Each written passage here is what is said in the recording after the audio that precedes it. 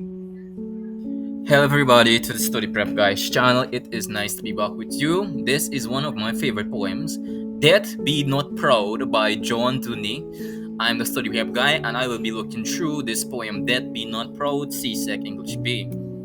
So the poem Death Be Not Proud, we'll do a read through. We'll start now.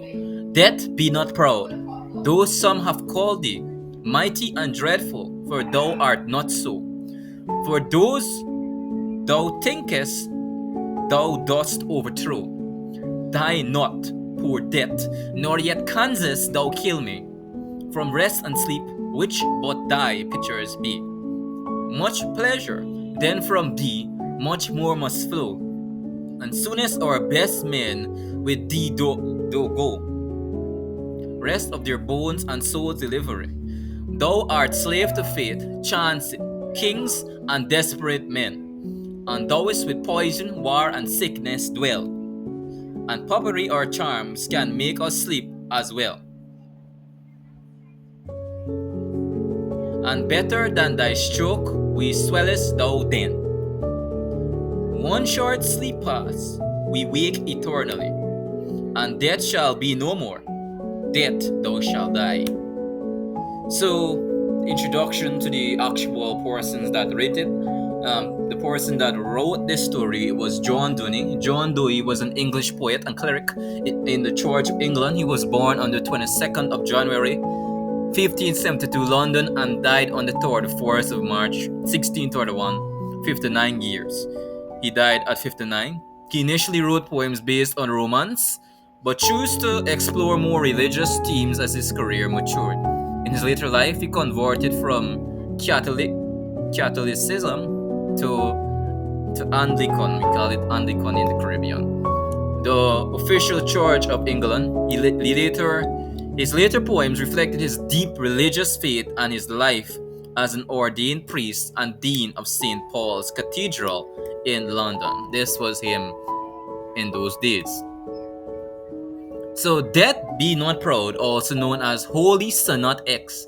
It was written in 1933 and as one of the Holy Sonnets, which is a series of 90 poems written by Dooney that center on his religious beliefs and ideals. Dooney is considered the leading representative of the metaphysical poets. The metaphysical poets were known by their ability to surprise the reader and elicit new perspectives through paradoxical images, subtle arguments, inventive syntax, and imagery from art, philosophy, and religion using an extended metaphor known as a conceit. So, poetic devices utilized in this poem was form, tone, and mood. The mood was one of dread, one of bleakness, meaning that he reflected death. He reflected what death is in its entirety. So, general themes, attitude to death. What is the general attitude of death? What does death personified? That was one of the things that he mainly wanted to get across. Morality and immorality. He wanted to represent death as something that puts an end to morality and brings us in, because it was actually a biblical referencing to the fact that in scriptures, in the biblical referencing, I think it's in Revelation, when it says that when you die, you go into this eternal body and you live forever, meaning that he was religion in the sense of Christianity, where he said that when you die, you go on to live forever in eternity in heaven. That is one of his main ideals, and that is what he highlighted within his passage. It's actually a biblical and scriptural reference in there also. Religion is very much impacted by it, being death personified as an individual in his own relics. So he was actually referencing to the Bible, the scriptures, and to religious teaching in his audience. And courage. He highlighted the courage of death, how it actually embodies it, and how men actually have to approach it in a general sense. So, summary on Death Be Not Proud by John Dooney.